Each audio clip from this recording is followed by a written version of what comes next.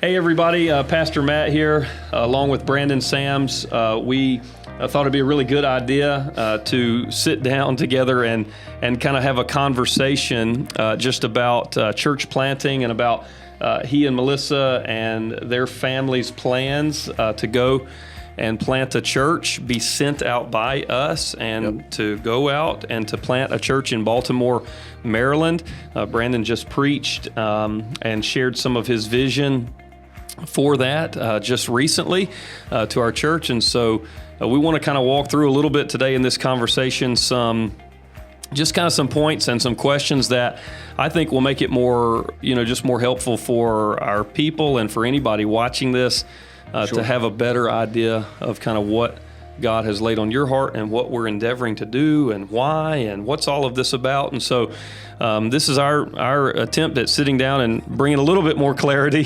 to it. Again, I said our attempt, yeah. So that's what we're going to try to do. But thank you for taking the time to watch this and be a part of this conversation and vision. So I'm going to just kind of start by asking Brandon to kind of walk us through, if you will, just walk us through a little bit your journey of being called into ministry and even a little bit of like the pursuit of international missions. That's a little bit of a part of y'all's story and pursuing that previously, and kind of how God has led you to this point to desire now to go and plant a church here in North America, particularly in Baltimore. Yeah, just like a lot of people, grew up in church, heard Bible stories from the time I was a kid, all of that, was saved at an early age, but ended up going through the motions, right? Being the guy that just comes and sits on the pew Sunday morning. But through God's sovereignty, through Melissa's prayers, God just changed me. Like if you don't believe in the supernatural, if you don't believe in the power of God, like this doesn't make sense. Yeah. But just God truly just changing my heart and bringing me back to Him, and He did it through Melissa's prayer, through the local church, through a gentleman at the church agreeing to disciple me, inviting us on an international mission trip, inviting me to study the Word with him. And so it started there with just God changing my heart back to Him, but then being challenged. And this was how long ago? This was like 7 years ago. Yeah. This was like 2017. Yeah. Like I remember the year, and it was in the fall. And so Melissa and I remember like we were sitting on the couch one night, like after this was going on, and like she had noticed a change in me, and I think we had our very first face-to-face conversation we had really ever had. Like just sitting on the couch, no TV or anything, talking about God and His plan for our lives and like what we felt burning in our souls and everything. And it really centered around international missions at the time. Like we just felt that God was calling us to international missions just because of the burning, the brokenness for lost people, right? And we ended up going. We went to a country in Central Asia and got to firsthand witness the brokenness there. It's like a tangible darkness you could feel in a predominantly Muslim country. So that was like a spur, like, hey, this is huge. Like the people that are willing to go to international, like on international trips or even short-term, long-term, whatever, there's a lot more need there than there are people willing to go. So we're like, well, maybe this is God calling us to this. So that started us on the path of, okay, well, to go to international, to be a missionary, first I needed school. I needed a lot of school because all I had was a 2-year degree and I needed seminary. So I had to get to that point. So we started that walk, but getting to the point of being eligible to go with the International Mission Board, that's what caused me to start seminary and do all of this and the training and the discipleship in the meantime. So it was like this walk that God was taking us down, cultivating our hearts like for Him and for lost. And then when international missions wasn't still a possibility, then that's when it's like, okay, well, what then? Because I know God's not like changing us this dramatically,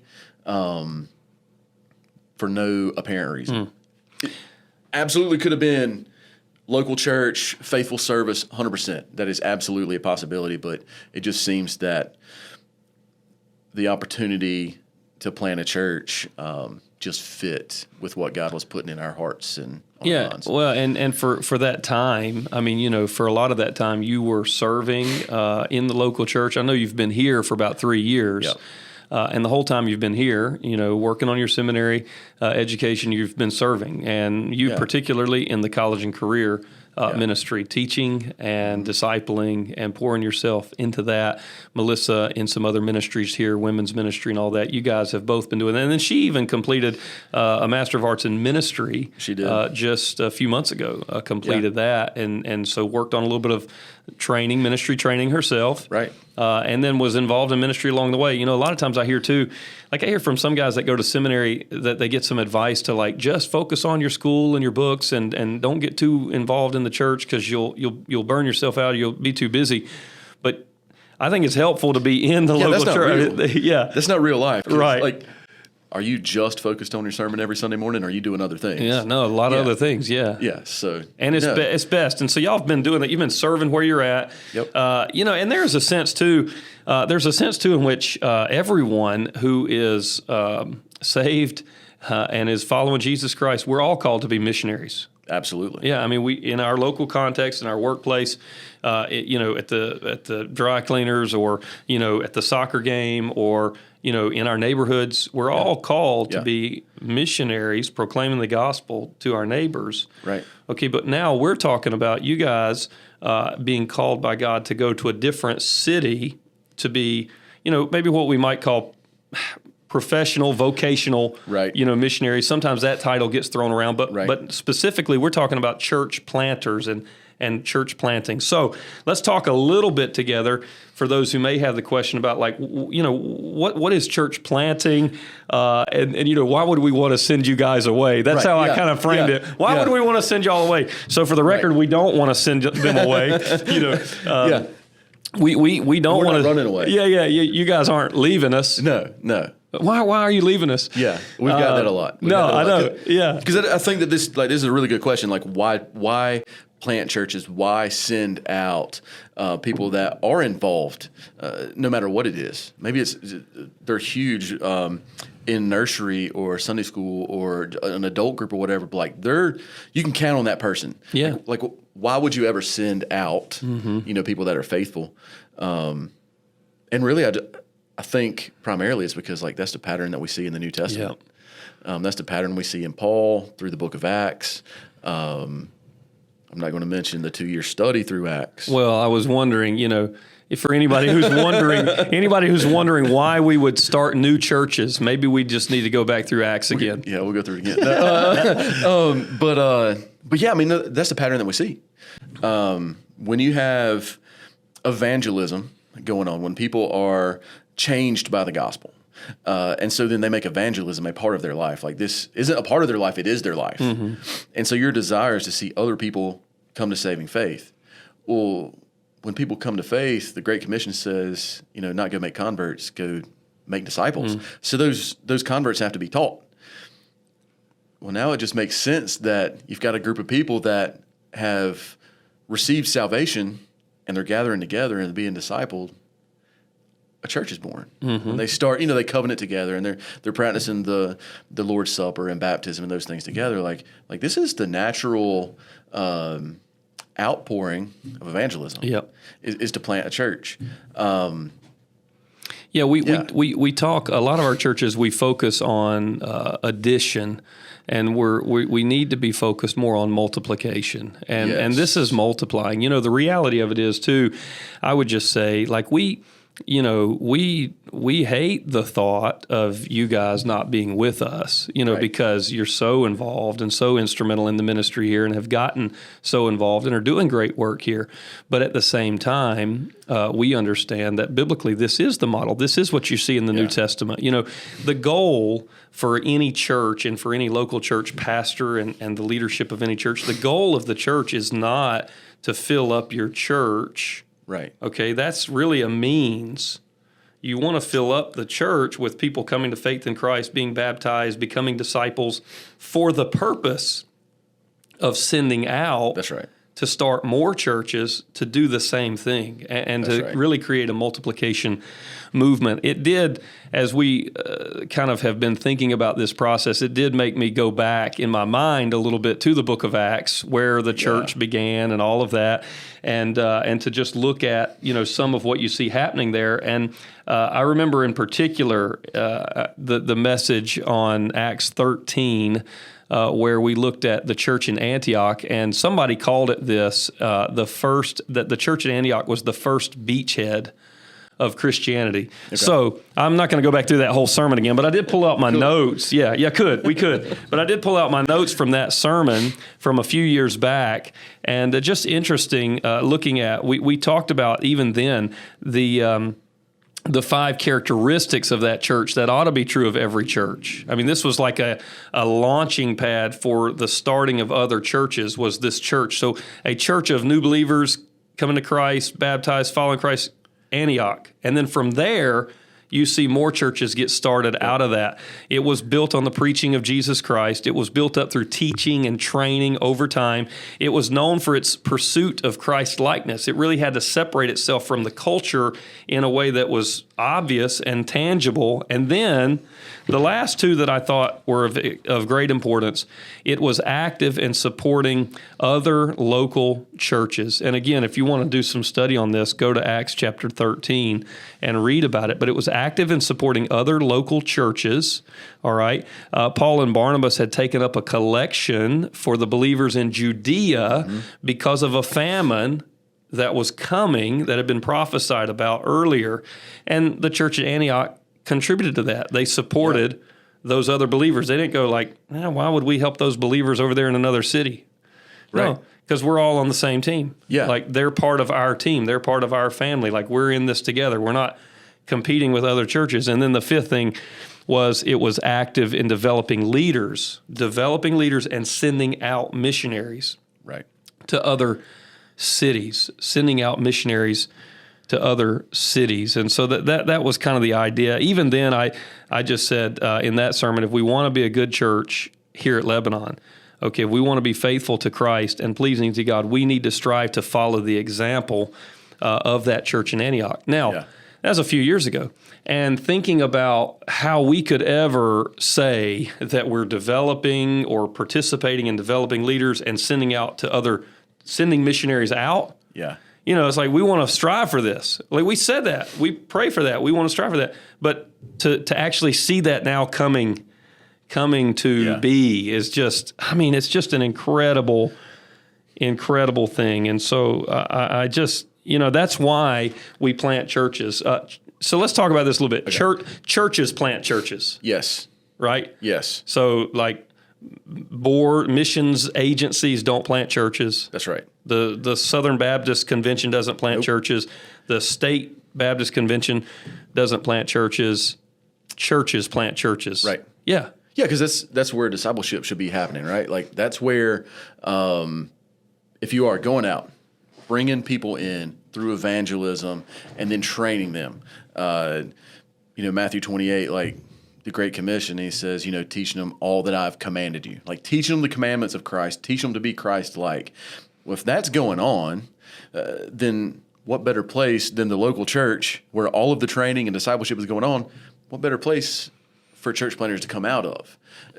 Sending agencies, the state convention, that kind of stuff, like, huge resource, a really great thing. We do a lot together cooperatively, but the local church is the pattern that we always see in the New Testament of people being sent out for the purpose of going and evangelizing, gathering together, and planting churches. And I think that's huge. We cannot plant churches apart from sending out of the local church, raising up leaders, and accomplishing that. And then too, you need support. Like, you need a church family praying for you, sending you, equipping you, and that continual connection between the two.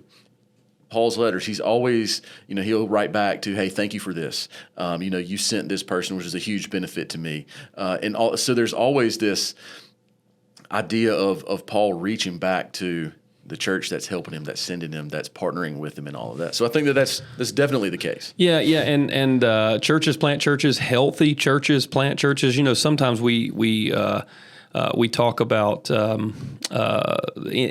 a little bit of a negative viewpoint on church growth. I think today there can be in some places. You hear that sometimes not emphasized and all that. But in order to plant and send out, you do have to grow both, discipling, but also numerically. Right.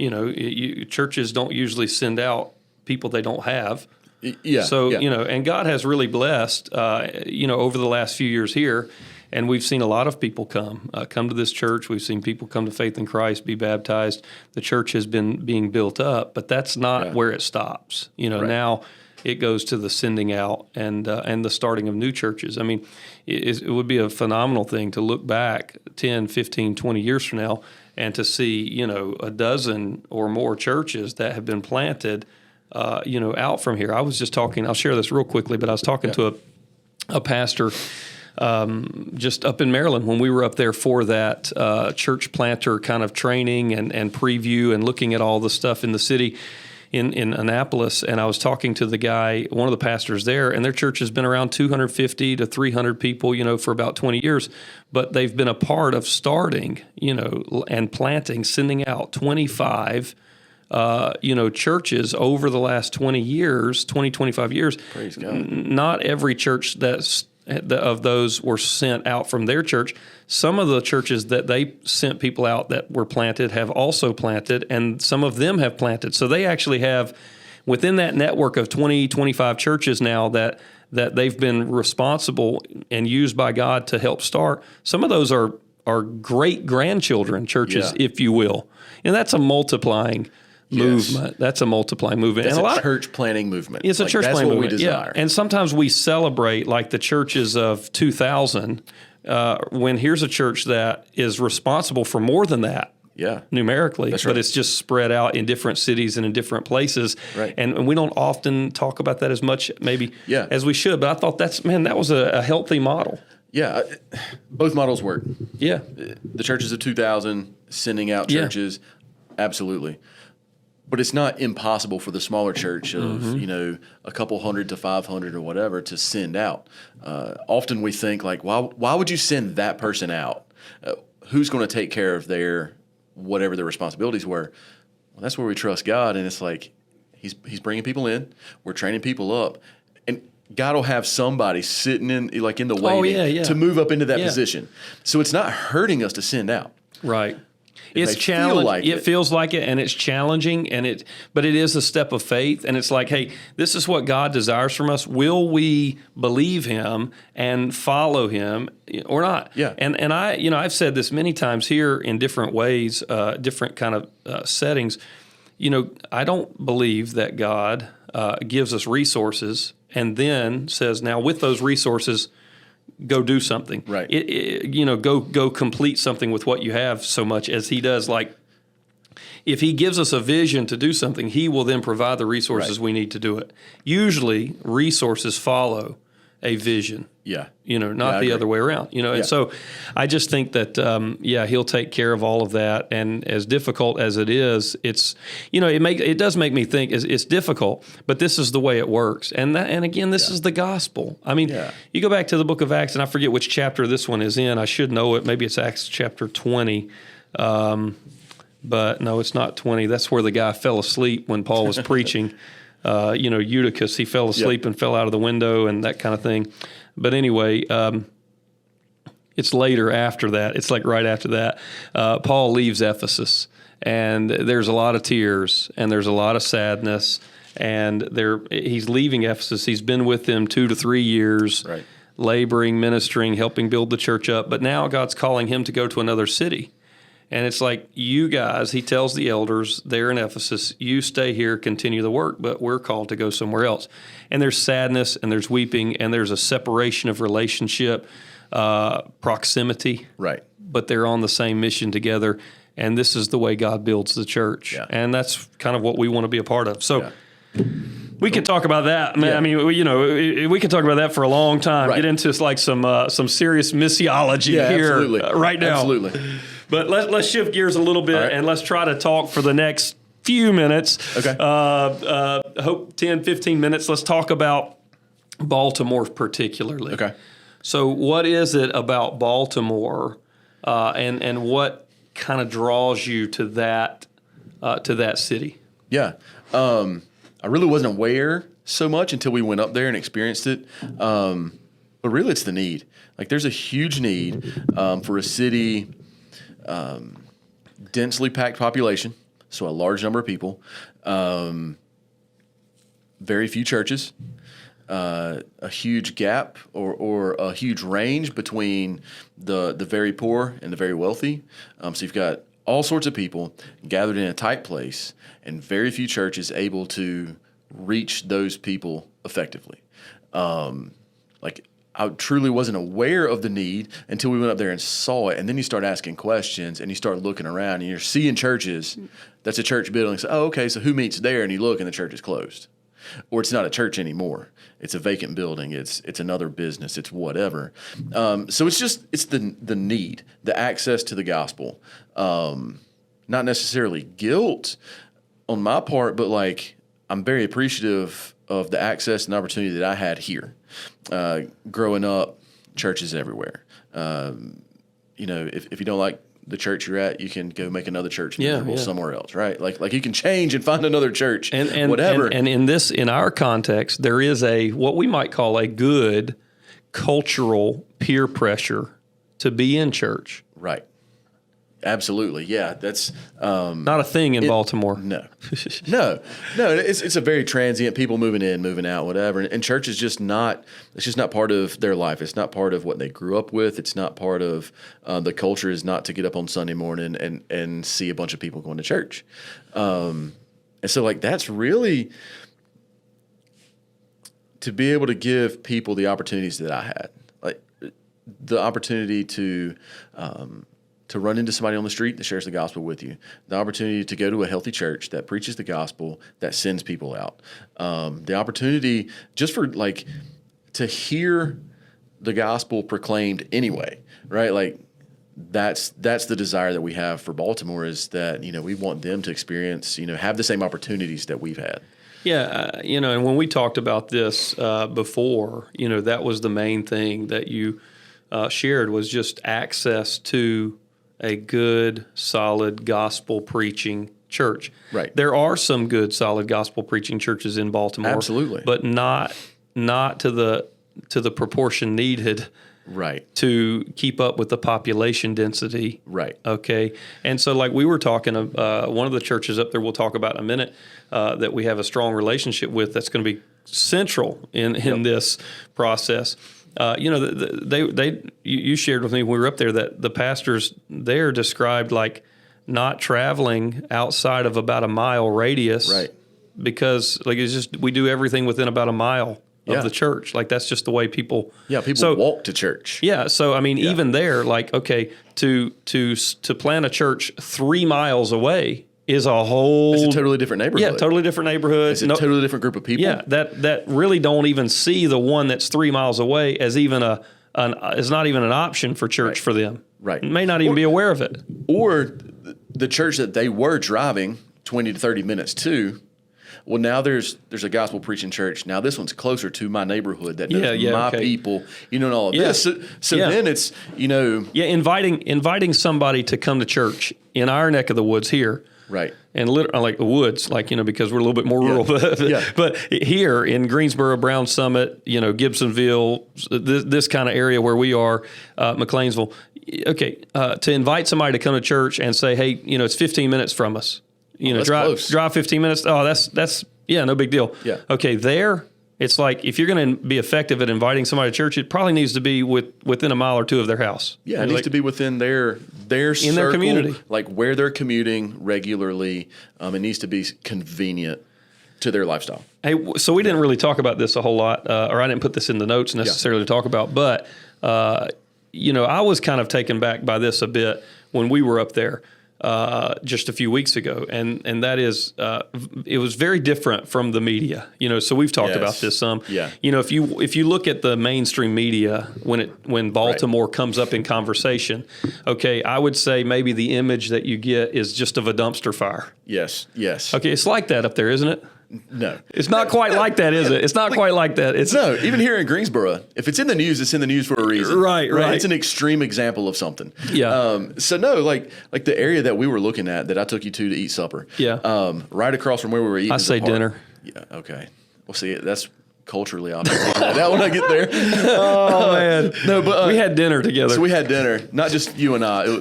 But anyway, so we had dinner right across the street is this park. Yeah, and that's yeah. like you've got people walking their dogs and playing pickleball and like all this kind of stuff. Safe to walk around. Relatively safe. Yeah, I mean, obviously, there's like anywhere else. There are places that are dangerous, but right. There's places you probably don't want to spend a ton of time at in Greensboro. But no, it's not everything that the media portrays. Right. There are good people. But even like in the brokenness, in the places where there is a higher safety concern. They need the gospel too. Absolutely. So we have to be willing to venture into those areas and take on that risk for the gospel because it's worth it. So even if there is a higher crime rate, even if there is a higher risk, it's all relative, in God's economy of like, all right, what's acceptable and what's not. Yeah, and I think, so a couple things here. Every human being is made in the image of God. Right, 100%. Yeah, they are made in the image and likeness of God. They bear the Imago Dei. We talk about that. So we want to. We would never. You never want to say we're not going to go somewhere where people are that need the gospel. Like everyone needs the gospel. I think what was just kind of paradigm shifting for me was just driving around up there and just expecting something. Based upon mainstream media's portrayals of it. And it's just like, even though we believe as Christians there's no place without hope because Christ, the grave is where people were on Easter Sunday and the tomb was empty. And that's the most hopeless place there is. So we know that there's no place without hope. But I think the difficulty of reaching people in that community based upon the portrayals that maybe the media had given was just, it's like, well, this is not actually accurate. And so it's amazing. You go to an area and you take people for who they are, you look around, and it's just amazing what opportunity I think and need there is there at the same time. Yeah, absolutely. In Baltimore City. Yeah. And like I said, there are varying degrees of risk, that we have to be willing to take. But truly, Baltimore is not, I don't think, as bad as the media puts it out. Yeah, right. That's a good point. Yes. There's a lot of people, a lot of opportunity for silly things to happen, bad things to happen, that kind of stuff. So it probably happens a little more frequently. But it doesn't mean that people have completely lost the image of God and they're unreachable and their hearts are so hardened that they'd never be broken by the gospel. And that's the goal. It's like, you know what, like, maybe it is a little bit rougher, but man, wouldn't it be awesome to see a revitalization in a community spurred 100% by the gospel and see a community instead of at war with one another or whatever, but helping one another, loving one another, sharing the gospel, sharing a meal with one another. And that's the hope that drives you to want to be a part of something like that. Yeah, and we haven't talked about this a whole lot, but at some point, just when you look at the pattern in the book of Acts and the New Testament, churches getting planted in cities was a major part of the strategy because from cities, you talked about people coming in, moving out. From cities, you can make a bigger impact with sending out as people are coming in, seeing Christ, understanding the gospel, being saved, being changed. Maybe they live there 2 or 3 years and then they move somewhere else. Okay, now there's a lot greater opportunity to influence other surrounding cities. That's right. And so that's another thing too that's very good about about sending and going to Baltimore. As a major city in the U.S. Acts 1:8, right? It starts in Jerusalem and spreads out. And I think that's kind of an idea we can take from cities. Like that's the reason that we target looking at cities to go plant churches, is because it absolutely does spread out from there. So. Okay, so here's another question that we want to deal with a little bit. So we don't know anybody in Baltimore, as far as like, it's not like we have a group of people up there saying, hey, we need somebody to come start a church for us. We're ready. So how do you, how do we do this? Like, how do we send a family to Baltimore, nearly 6 hours away? Of course, you got to travel 95, so it may be more like 9.5 hours away. But anyway, it's just, how do we send a family out to a city 6 hours away and start a church? And so let's talk a little bit about the local church that is there. And it's a fairly new church that was sent out, and the partnership that they're going to play in this, heavily involved in it. So let's talk a little bit about it. It's Redemption City Church. Redemption so tell City us a little bit about it. Through here, we made a connection with Redemption City Church. The pastors there will be watching this, I'm sure. Yes. Oh yeah. So I'm saying, like, Yeah, so we don't say anything you wouldn't want them to hear. You're right. So we made a connection there, and actually our youth group here 2 summers ago, went up there to help serve there because they planted about 7 years ago, and so we went up. We sent a group of youth to go help them do a soccer camp. And then so through that connection, we were invited back the next year. Hey, could y'all come help again? But this year we're going to do kids camp. We're going to do VBS is what we call it, in the South. So Vacation Bible School. Vacation Bible School. So we took some college kids up there to do Vacation Bible School, and met people at the church, met the pastors and everything. And Adam Mutasib, one of the pastors up there, we're talking to him, and he's like, have you ever considered church planting? Like, out of nowhere. Like, I didn't see this coming. And so we talked about it and started praying about it. And originally, like, I was like, no, that's probably not the thing. But then seeing, like, how they have planted, how they bring guys in. They're how old? 7 years old. 7 years old, right? They've planted 3 other churches. Yeah. Or it's either they've planted 3 or this is their 3rd one going out this fall. But seeing how they do their residency, where they train up potential pastors, church planters to come in and be a part of ministries there, to see the city, to learn the culture, to see what they've done well, what they've done poorly in the past, to develop pastors to be able to communicate well, and all of this kind of stuff. But they're there, like in the city, have experience there, and so like a partnership with them for a period of time to glean what they've already come to understand and strategies and that kind of thing, like, is a huge opportunity for like a jump start of, instead of like, hey, I'm moving to Baltimore and we're just going to take a shot at this. Instead, we can go to somebody that's recently done it and is doing it, learn from them and partner with them and still be sent out. And have like a home sending church. Like Lebanon is our home.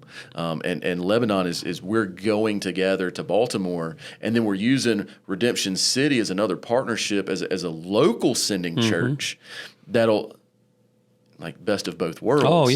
Be able to even further, build us up and help us to get, plant a healthy church with a good vision and like strategies for the city of Baltimore. Yeah.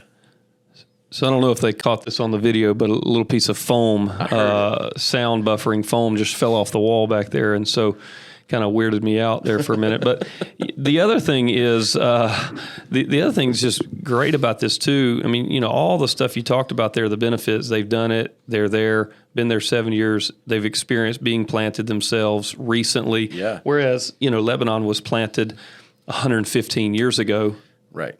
And so, again, this is in a different community, a different time period. This is all a great benefit. And too, with Redemption City, so there might be 4 or 5 families that are in Redemption City that live in a different community that are, basically commuting from one community where there is no church over here. And it's like, hey, this might be the community that needs 3 miles away, 4 miles away, 5 miles away, whatever it might be. This is where we have a group of people that are ready to see a church planted in their neighborhood. Absolutely. And here's Brandon, and we're working together, and let's send y'all over there to start a new church, because that is what that is what the pattern looks like in the New Testament. Yeah. That's right.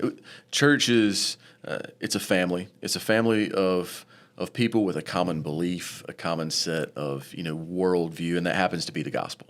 That's right. So you've got a group of people that desire fellowship, that desire community, and all of this centered around the gospel. So then, like, if we can take that desire, and they don't necessarily have it in a closer, location to their home, then absolutely, yeah, we want to partner with those people they're driving a little bit further, maybe to go to Redemption City, or maybe they're just friends of people that go to Redemption City, but they're not willing to drive that far or whatever. Let's go to them, and make this convenient for them to be a part of a community. Oh man, and then what if we find some people there that we could train up into be leaders, and servants, and then from there they go out to the next neighborhood over. I mean, like, we just don't know how far it'll multiply. And like, that's the prayer, is that it's not, hey, we're going to go plant a church in Baltimore. It's like, no, we want to be part of a church planting movement, a church that plants a church, that plants a church, that plants a church, and we multiply across the city. Yep. And, 100 years from now, maybe, Baltimore is like this huge, revitalized area that is just on fire for Christ. Like, that's the vision. Yeah, that's amazing. And, there are a lot of partnerships. We Send Network is partnering together as a network with this church plant. Times 12 is another network that's partnering together.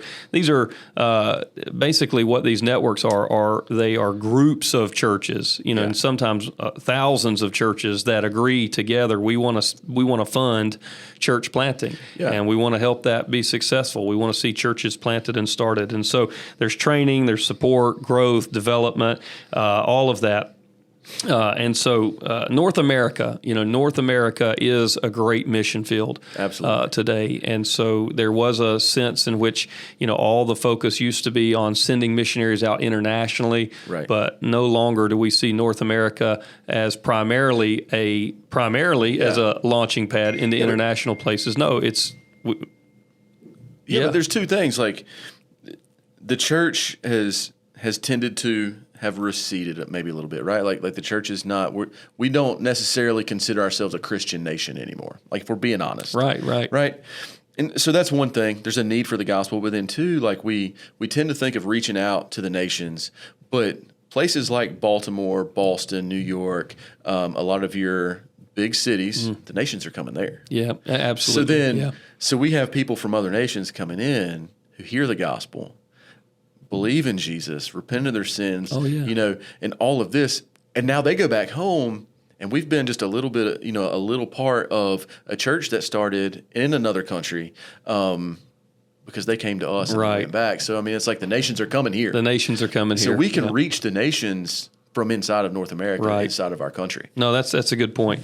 All right, lastly, we'll wrap this up. But for those those that are watching or listening to this and they want to help, how can they help? How can they partner with us? Let's talk about a couple things there. First, talk about how they can pray for you. Yeah, absolutely. So I've never planted a church before. I need a lot of prayer. So I mean, really, we do. Yeah, absolutely. We're going out into new territory here. So just a lot of prayer that, like, God can use us, that we'll stay focused on, like, this is the mission, this is the goal, and we'll orient everything towards that. Pray that. It seems like anytime we do great work for the Lord, that Satan really tries to come in and trip that up. So really just, like, praying against Satan's attacks on us as a family, our relationships and all of that. But yeah, prayer is huge. Like, this is not possible without people specifically praying for us as often as possible. Yeah, because things like this don't get done in our own strength and ability. Right.